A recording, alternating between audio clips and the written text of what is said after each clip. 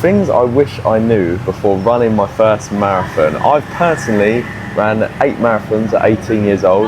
Well, I'm on track to, because I'm running one every single month, and I have been doing so since October.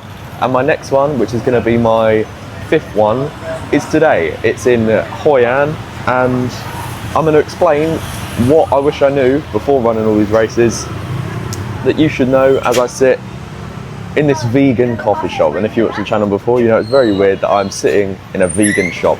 But enough talking bullshit. So the first point is about your nutrition, because your nutrition is going to play such a major role in how your marathon actually goes, and without it you're so fucked. It makes it so much worse, because you're effectively running on nothing except pain.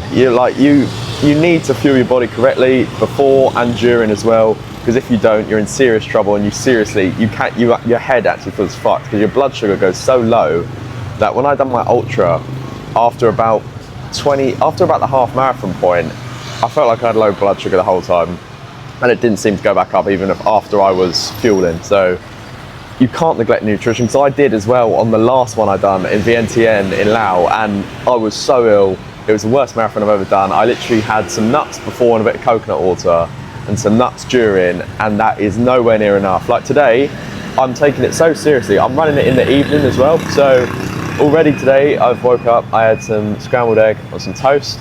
I'm now having an Americano. I'm after this gonna have a litre of Pocari Sweat, which is like an electrolyte beverage with carbs.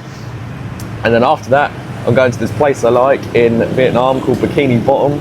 It's like a SpongeBob themed diner, but they serve banging food, and in big portions. So I'm gonna get this thing called a Grand Slam, which will have 6 eggs, pancakes, bacon, beef patty, and sourdough toast, a jacket potato, and also some fruit as well.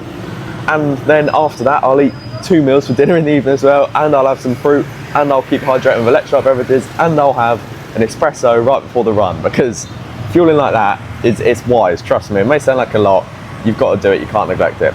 Next point is long runs and how incredibly important they are, and if you neglect them, you're screwing yourself, because these are where you're going to build the majority of your endurance.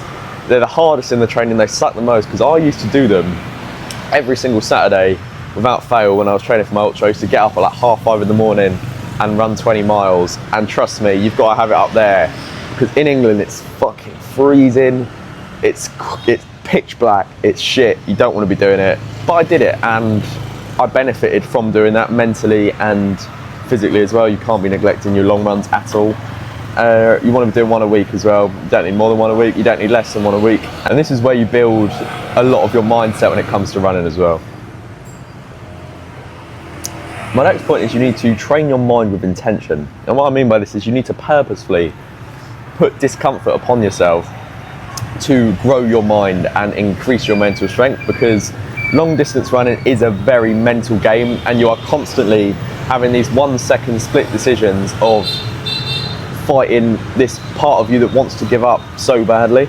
And with a weak mind, you're fucked, because if you have a truly weak mind, you're not going to do it, because it just sucks. You're just going to, well, this sucks, I don't want to do this at all, and you won't do it. And training your mind is as simple as finding something you feel resistance towards and overcoming it consistently, whether that's a cold shower, whether that's cold approaching girls, whether that's doing cold calls, whether that's running, whether it's doing long distance runs, whether it's going to the gym, whether it's doing absolutely anything, whether it's filming content. That's just off the top of my head. There is 100 things that you could feel resistance towards. Do them, train your mind, get better. Next is running is an up and down game. It wasn't on my last one, it was a constant down game because it was all shit, but that was because of my nutrition.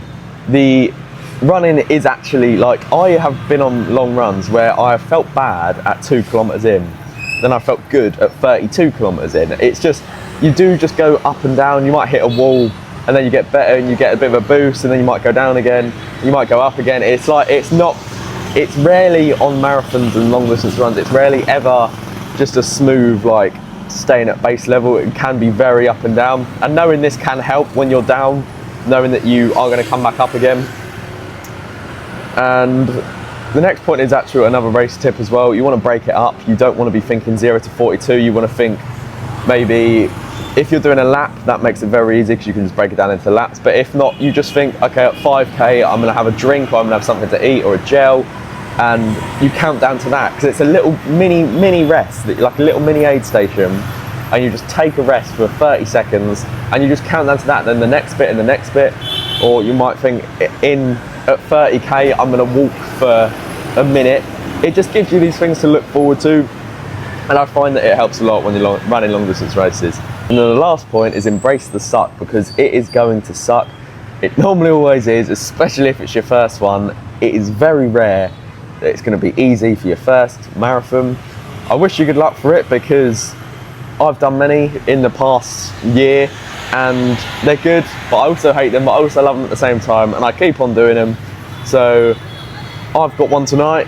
Good luck for yours if you're thinking of doing one, or if you're training for one, or if you've got one, maybe even the day of watching this. That also, then good luck to you.